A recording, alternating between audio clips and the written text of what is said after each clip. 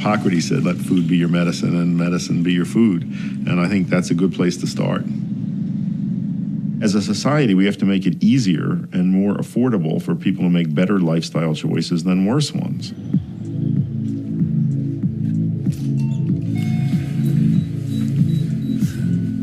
There's the bright blue slush. This is responsible for insulin resistance and metabolic syndrome and obesity, and the artificial colors are not good for you. This is a major reason why we see kids getting fat in this country. Let's see what we got here. One of the great contributions of America to world cuisine, fake bread. We take grains and we've turned them into products like this, which rapidly raise blood sugar, provoke insulin responses, cause insulin resistance, and promote weight gain in genetically susceptible people, which is most of us. Some people, this is all they eat is food of this sort. It's not whole food as nature produces it. It's completely changed food. And, and our grandparents did not eat stuff like this. We have made all of this unhealthy food the cheapest and most available food. People eat what's cheap and what's available. McDonald's put salads on the menu, but it turns out the salad is $6, the burger is 99 cents, and if you're on a fixed income, what are you going to do for your family?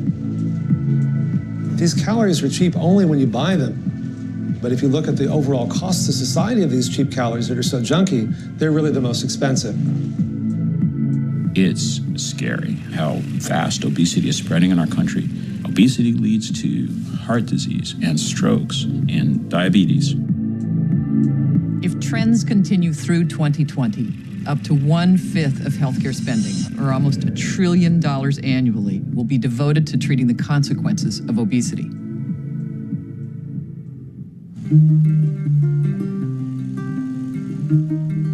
If you want to understand how Americans are getting more and more overweight, it's because we haven't really rethought things that were put into place a long time ago when nobody really thought what the unintended consequences might be. The Department of Agriculture subsidizes all the wrong foods. We subsidize corn, we subsidize sugar, we subsidize wheat. We don't subsidize carrots, we don't subsidize celery, and we don't subsidize apples. And you can lay it at the feet of a guy named Rusty Butts. He was the Secretary of Agriculture during the Nixon administration. He was the one who thought that we should subsidize commodities because it would allow us to sell these commodities on international markets. And we've made one heck of a lot of money.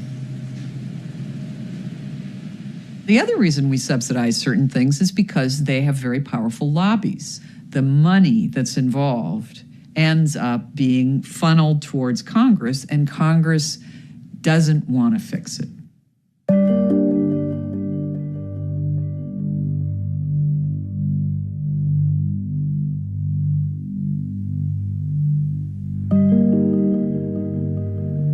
The American healthcare system, it's generating rivers of money that are flowing into very few pockets. And those are the pockets of the manufacturers of medical devices, the big insurers, the pharmaceutical companies, and the owners of those pockets do not want anything to fundamentally change.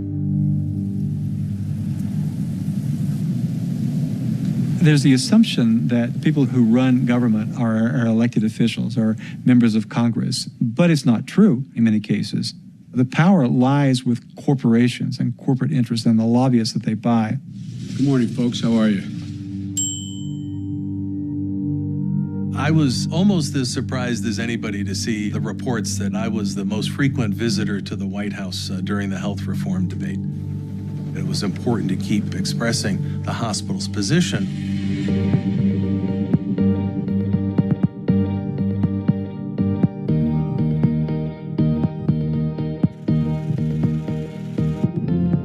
It's an expensive world to live in terms of getting your voice heard in D.C., but that's the whole function of advocacy.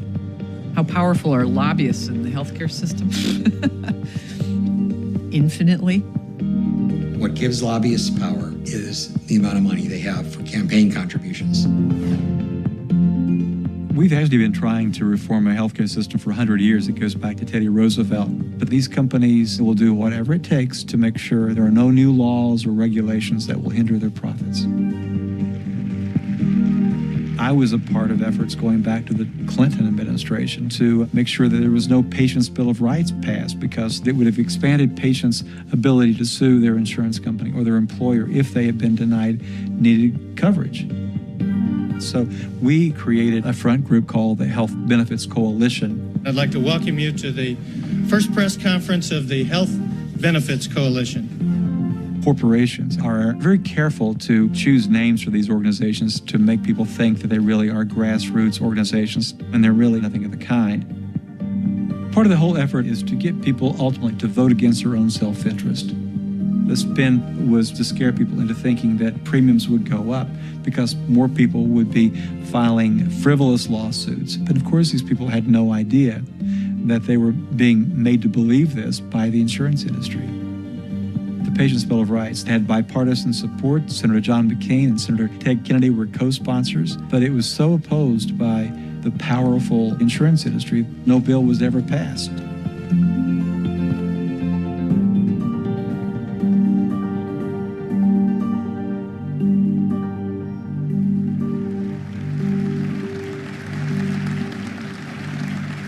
The healthcare reform bill that was enacted achieved two of the insurance industry's major objectives. It includes the mandate, the requirement that we all have to buy their coverage. That was job number one for them. Job number two was to make sure that there was not a public option. They didn't want to have a new competitor. They had to live with some of the new consumer protections in the bill. It does make it illegal for companies to just cancel someone's policy because of a pre-existing condition. What the insurance industry's objective is to try to weaken those consumer protections over time and to try to influence how the law is being implemented. Because of the money that's involved, getting people to do the right thing for the American people has become extremely difficult.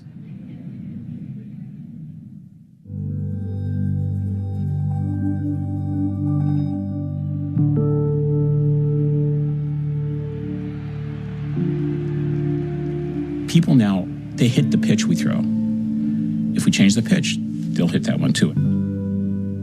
Between the healthcare we have and the healthcare we could have lies not just a gap, but a chasm. That's how big the difference is between what we could be doing and what we are doing. I think we have to recognize as a country we could have a care system that we can sustain for the long haul, and it'll be far better performing than what we have now if we get together and work on it. I don't blame anybody. They're just doing what makes sense, and we have to change what makes sense.